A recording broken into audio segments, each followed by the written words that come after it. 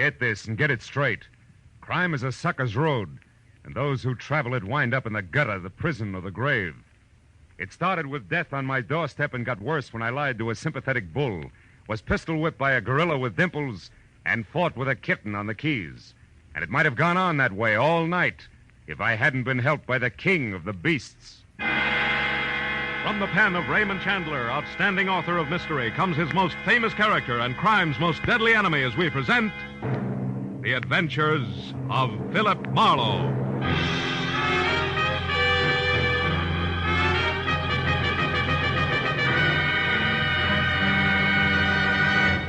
Now, with Gerald Moore, starred as Philip Marlowe, we bring you tonight's exciting story, The August Lion.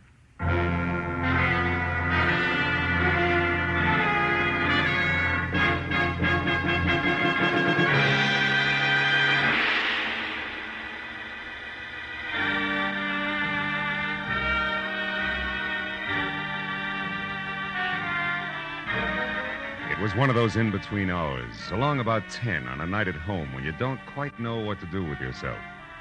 Then, all of a sudden, it's 11, and then 11:30. And you're in slippers and a robe and have done nothing, which is exactly where I was, except that I'd already decided on one, and only one, very dry martini, a quiet cigarette, and bed, when it came loud, insistent, and unwelcome.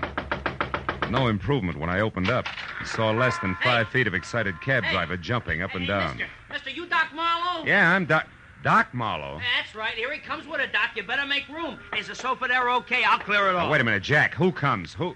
Okay, mister. Bring her on in. The Doc's here, all right. Hey, Doc, she's stiff. She's out like a light. Who? The babe. Who do you think? Sure too bad some people can't drink, huh, Doc? Yeah, it's real tough. Now tell me, do you... Hello, Phil. Judson Angel. I'm sorry to bust in on you this way. Is the sofa all right? No, it's stuffed with granite. Put her in the bedroom. Okay, will you take care of the driver, please? Yeah. How much, friend? Well, only 80 cents on the meter, Doc. A couple of bucks ought to cover it. Here. Good night. Good night, Diamond Jim. Well, Phil, I guess I'd better explain all this. Uh-huh. Here, I haven't seen you in 6 months, and when I do... Never mind the details, Judd boy. Let's talk about the problem. Who's the girl? Her name's Voss. Eileen Voss. She's kind of a stockbroker. Maybe speculator's a better term. You know, takes big chances with other people's money. I was in love with her, Phil, until tonight. When what happened? When I found out I was just one of many, it threw me, Phil. I really lost my temper. I swore I'd kill her on sight. Yeah, most guys do at a time like that, Judd. What's that got to do with her being drunk? And by the way, while we're talking, I'll put on some coffee. No. Huh? No, don't, Phil. Why not? Because it can't help. She had a shot too many, all right, only this one's a bullet in her head. She's dead. Oh, fine. Now, Phil, listen, please. You've got to help me. I've got to find out who did it. Phil, it started a couple of hours ago when I found out she'd been playing me for a sucker. I went to her place the first time in a week, boiling mad. The door was open. Judson Angel's eyes never left my face as he told the story from the beginning.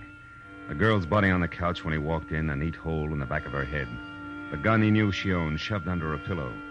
Then in the next second, before he could even look in the other rooms, the arrival of the cabbie somebody'd called who thought Eileen was just another drunk who had to be shown the way to go home. How he seized on that as an opportunity to keep from being placed at the scene of the murder he had every reason to commit. How minutes after he was in the cab, he realized he was near my place. How to avoid suspicion, he said I was a doctor. Everything except why, specifically, he was so afraid of the police. I knew that was going to be next.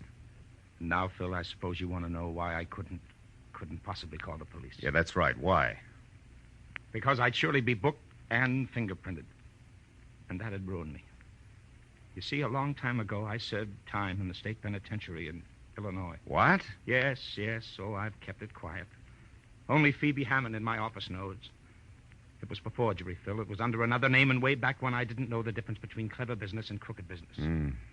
It's taken 10 years to work up my reputation as an accountant.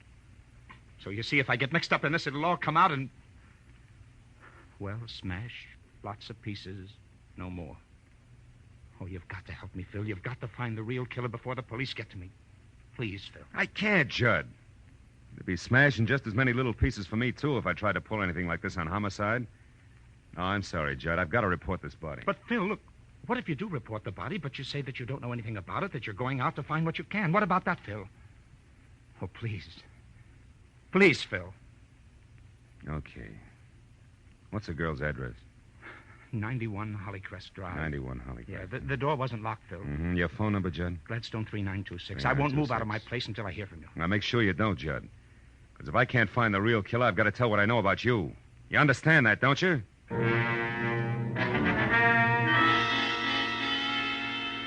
When Angel left, I called Detective Lieutenant Matthews at police headquarters and lied that there was a corpse in my apartment about which I knew nothing, and that I was on my way out to see what I could find.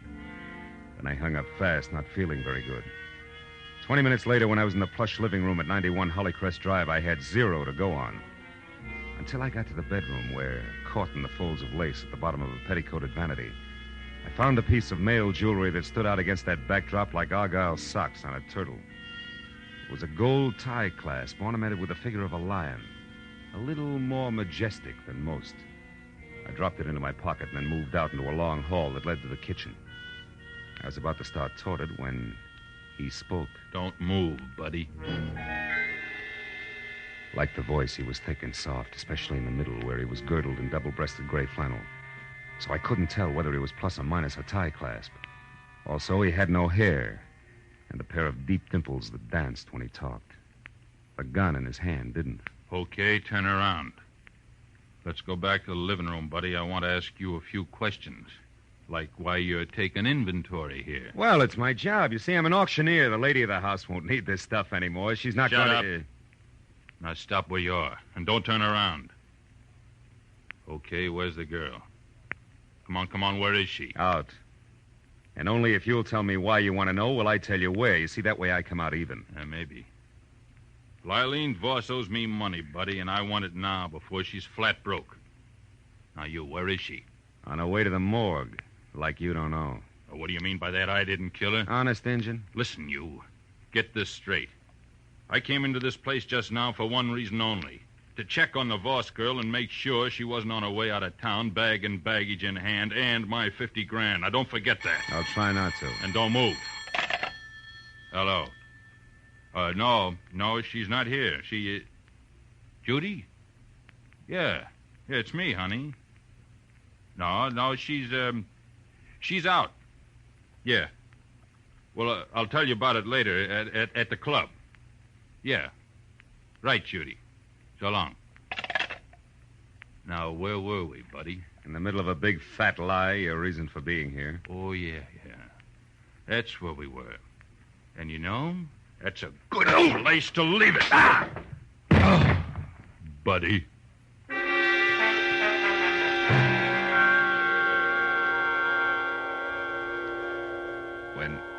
When the twin telephones, lamps, and end tables next to me got back to being one of each again, I saw the note next to the phone that said, "Call Monday at the garden room," which didn't add to much until I realized that Monday was spelled not as the day in the week, but M-U-N-D-Y. And I recalled that the garden room was a cozy collection of crepe paper flowers where some people did their serious drinking.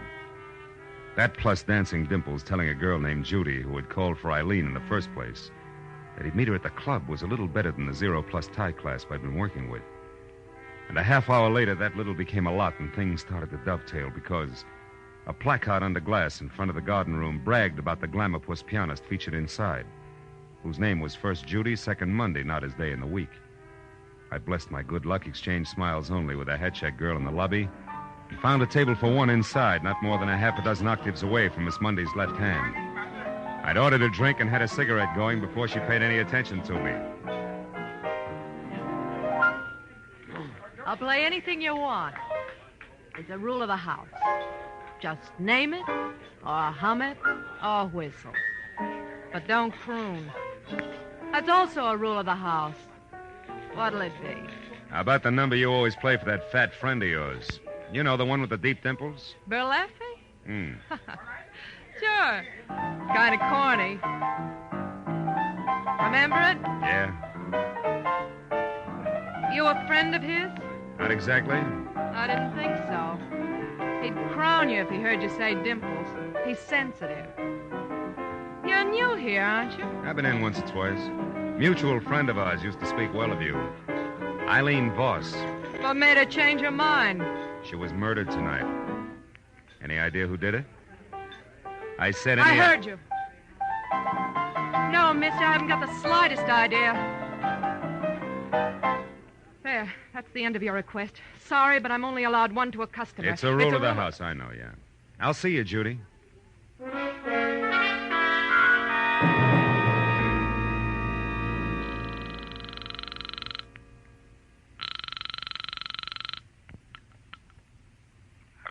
This is Marlowe, Angel. Oh, Phil. Where are you? What have you found out? In that order, I'm in a phone booth at a club called the Garden Room. What I found out so far won't impress Detective Lieutenant Matthews of the Homicide Squad at all when next we meet. But nothing in the apartment? No lead of any kind? I'm not sure, Judd. I ran into a round man with a sleek gun who piled me up and left before very much was said. But, Phil, the Garden Room, the girl there's a friend of Eileen's. Talk to her. Yeah, I already did, Judd. Got me the round man's name and no more. It was Berleffi. You mean anything?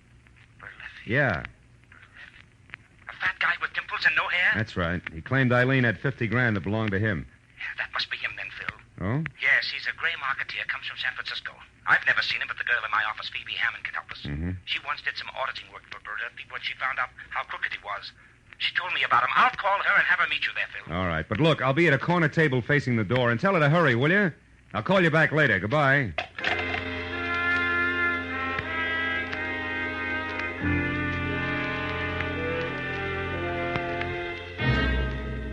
It was exactly 1 o'clock when what was at least 3 parts CPA to each part woman pushed the front door out of her way and entered. At the top, there was close-cropped hair, streaked with some gray. No hat. At the bottom, dark brown stockings running into darker brown shoes, no heels. In between, severely tailored tweed, closed tight at the neckline. It took all of 15 efficient seconds to decide that I was her man. And less than that again to introduce herself, ask for a cigarette, and name her drink. When it was my turn to talk, I brought her up to date.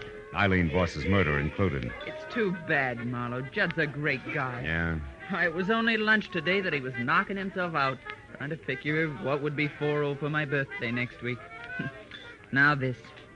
Tell me, what can I do to help? Well, at the moment, Berleffi. All I know about him, Miss Hammond, aside from what I've told you he said at Eileen's, is that he and Judy Mundy are a team. And Judy was a friend of Eileen's.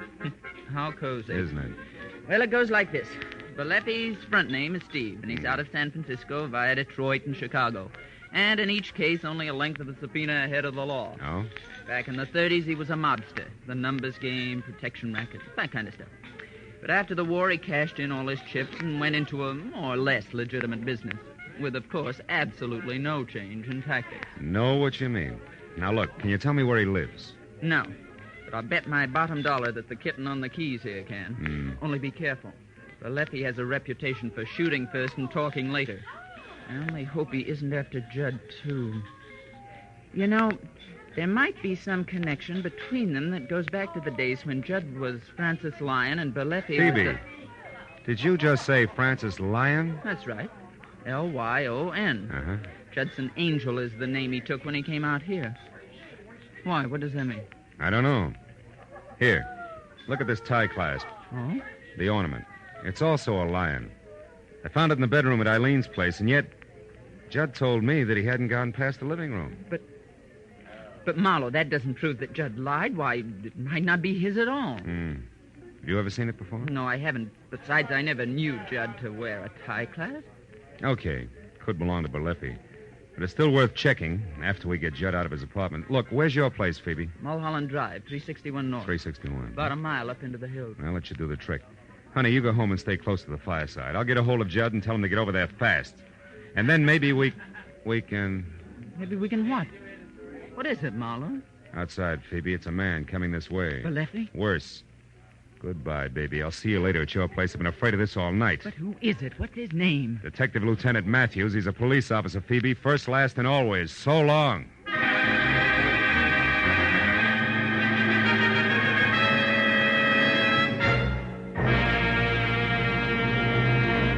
In just a moment, the second act of Philip Marlowe. But first, music you like best of all, whether it's classical favorites or popular old ballads, is the music you hear when you tune in Sunday afternoon to the Symphonette and the Choral Ears. This Sunday, the Symphonette plays popular operatic pieces and has as guest Milton Kay, pianist, who will play the final movement from Rachmaninoff's Concerto No. 2 in C minor. The male choir and Lenny Stokes, featured baritone of the chorus, will bring you Pale Moon, The Wizard of Oz, Alice Blue Gown, Make Believe, and other favorites. Yes, it's the music you like when you tune in the Symphonette and the Choraleers every Sunday over most of these same CBS stations. Now, with our star, Gerald Moore, we return to the second act of Philip Marlowe and tonight's story, The August Lion.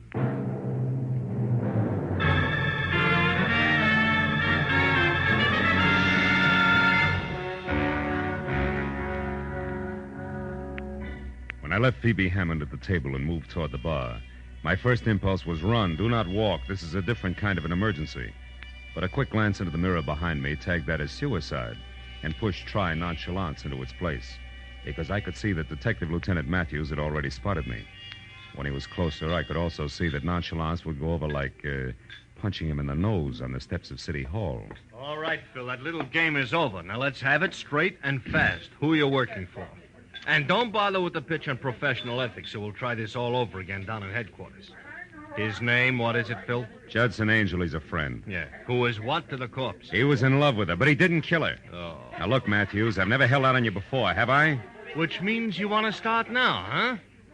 What are you getting at, Phil? My client's in a jam, Lieutenant. He didn't kill the girl, but unless I can find out who did, he's an eyebrow deep in a mess that doesn't even concern him. Which has what to do with you playing bashful tipster on the phone with the body being in your bedroom and Marlowe starring like a one-man police force? Will you listen? Come on, Phil. I've been an hour and a half just finding you. Now, level. Why is this Judson Angel in a jam if he didn't do it? Okay. We'll try it honest-like. He once did time in another state, under another name, way back when he had less sense. If he's booked and fingerprinted, it'll be splashed all over the papers. He'll be ruined. Why? What's his business? Well, today it's accountancy, and then it was forgery. Oh. You can see that side by side they don't make a very handsome couple. Now, come on, Matthews, give the guy a break. Will you? Take my word, he deserves it. What do you want me to do? Give me some time. If I don't have the answers, I'm out of luck, and so is Judson Angel. Please, Matthews. All right, Phil, all right. 60 minutes. And if I don't hear from you by 10 after 2, we start all over again down in headquarters, your client included. I'll be waiting for your call, Phil. Good night.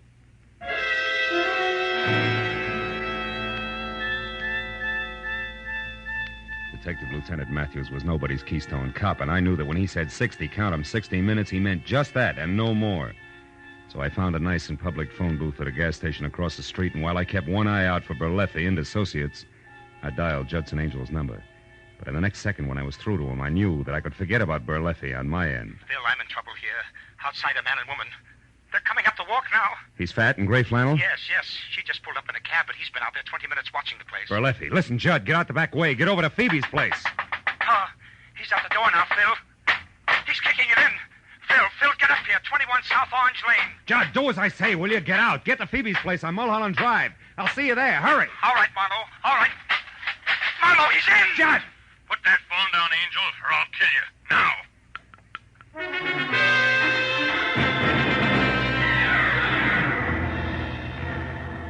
When I screeched to a stop at number 21 South Orange Lane, which was lights out, front door open, and no car parked in sight, I went inside. Just visible in the moonlight was the huddled figure I'd been afraid I'd find. What I didn't know until I was kneeling next to it was that it was Judy Mundy, not my client, and only unconscious, not dead. There was a large white envelope lying next to her, and beyond that, a litter of broken porcelain that had once been a lamp. I switched on a light, found some brandy, and then brought her to as fast as I could. Marlowe. Yeah, and with a brand new request. Here, take a drink. Now, I'll ask the questions. 1, what happened here with the three of you? Where's Berleffi and, more important, Judd Angel? Come on, baby, talk fast. All right.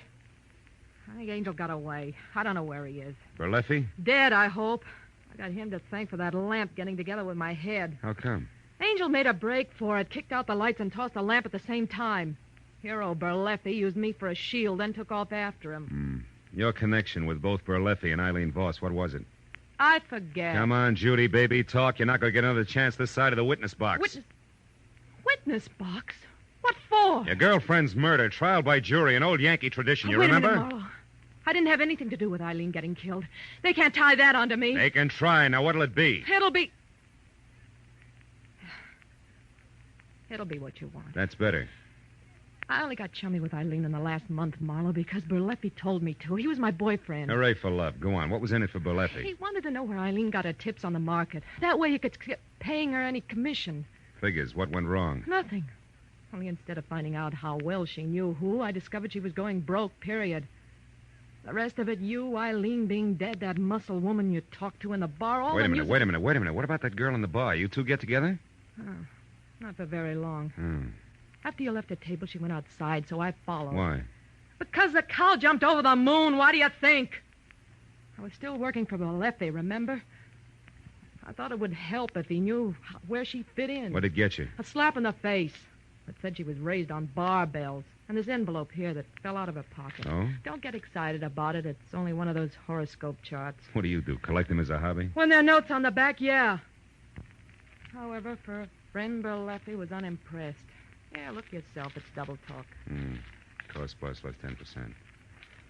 90 days will heal the same. Yeah, it's strictly a CPA's margin notes. Doesn't mean that you owe. Molly, your mouth's open. What is it? You look dumb. Dumb I am and have been all night. Sweetheart, in your own clumsy way, you may have saved Judson Angel's life. What are you talking about, Marlowe? According to this horoscope, it's written in the stars. Maybe I'll make a good cop happy. Goodbye, sweets.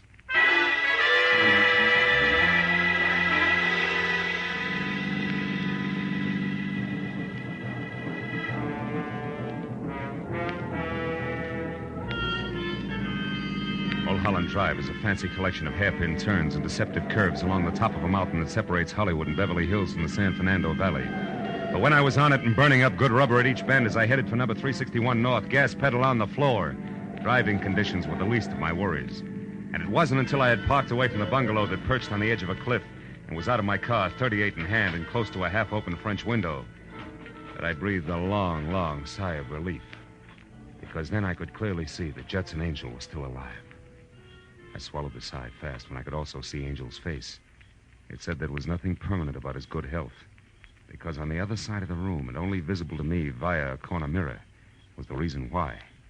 Holding on tight to a short, ugly revolver was the one the horoscope had said could be Eileen Voss's killer, the CPA known as Phoebe Hammond. While she talked, I moved around to where I'd be able to take aim in one straight line. About everything. I didn't want to kill Eileen in the first place. It was an accident. I don't believe you. Doesn't matter now. You see, I'd invested some money with her, Judd. Money that wasn't mine.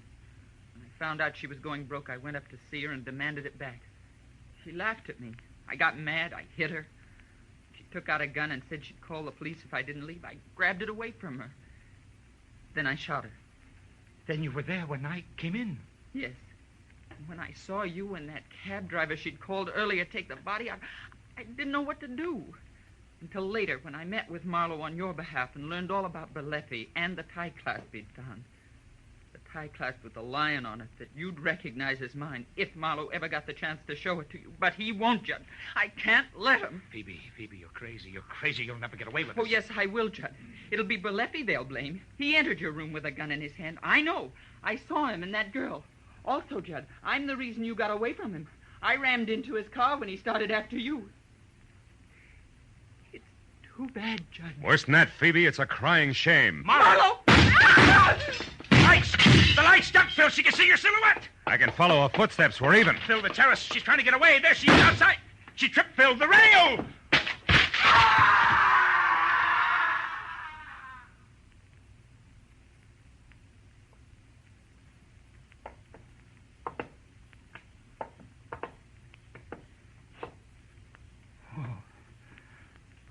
Holy smoke. Phil, it's a good 200 feet down. Just solid rock. Yeah. Come on away from it, Judd. Time we made a phone call.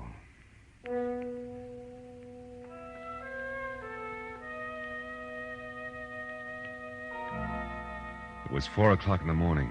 We were still on top of the mountain before the police had found the broken body of Phoebe Hammond.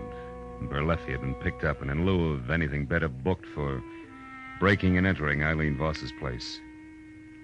When the parade of law, press, and just curious who always show up at the scene of a murder had finally left, I'd made it just me and Judd and a cop named Matthews. Well, let me see if I got this straight for the records, Phil. First, you thought it was a tough called Balefi. And second, you were afraid you'd been a sucker and it was really your client. And finally, you figured it had to be a woman who all the way looked like she was no more than along for the ride. Huh? What? You mean you really believe I could have done it, Phil? Well, yeah, it looked that way for a while, Judd. You know, you said you hadn't been past the living room up at Eileen's, and yet I found a tie clasp in the bedroom there ornamented with a lion. And then I found out your real name was also Lion. It almost added. Yeah, but since you didn't have a chance to find out whether or not Berleffi was missing a tie clasp, you still considered that was only circumstantial evidence, am I right? Right, yeah. Till I ran into the switch, which was an envelope that had belonged to Phoebe Hammond. There was a horoscope chart inside.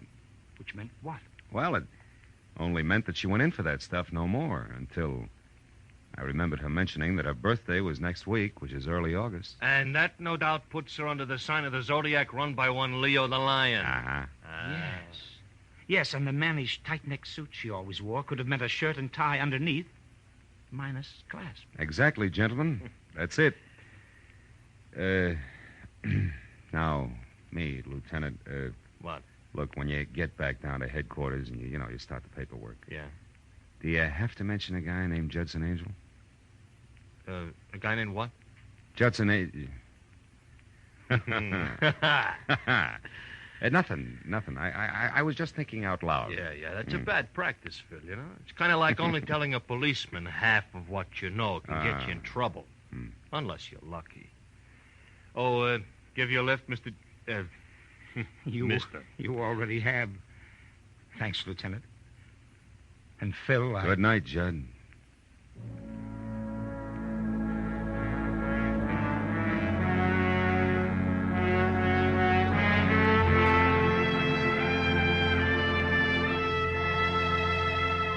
When Judd and the lieutenant left, I figured I'd have a last cigarette on the terrace. Think a little about the desperate people I'd met on a night that had started out to be quiet. I found myself not smoking, not watching the early sun brighten the valley below, and not thinking about much of anything except the overturned stone flower pot that was lying next to the splintered rail where Phoebe Hammond had tripped and taken her final plunge. It was an ordinary square flower pot with an ordinary flower in it. But the figure in relief on the side was a lion resting on its haunches. And you know, as I looked at it, I thought it was a little more majestic than most.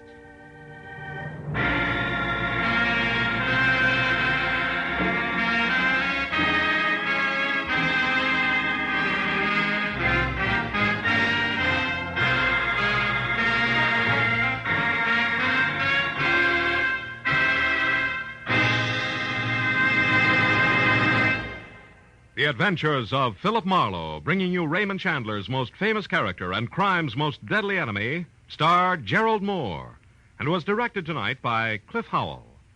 Script is by Mel Donnelly, Robert Mitchell, and Gene Levitt. Featured in the cast were Gene Bates, D.J. Thompson, Wally Mayer, Barney Phillips, and Jerry Hausner. Lieutenant Detective Matthews is played by Larry Dotkin. The special music is written by Richard Durant. Be sure and be with us next week when Philip Marlowe says...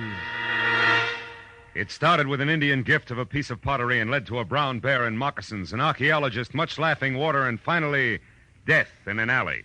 But just to make matters worse, the Indian giver was a female, and 100% genuine, hot-blooded Apache.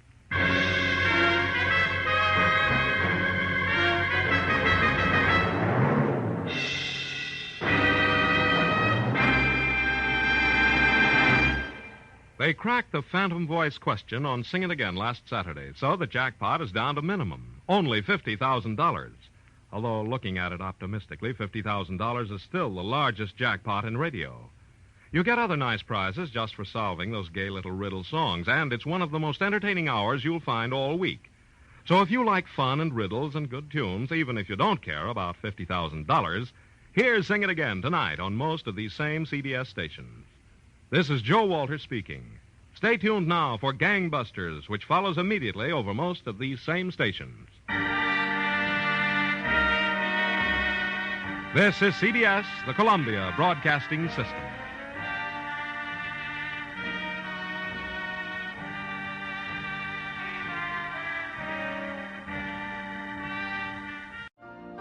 You've been listening to the OTR Gold Network.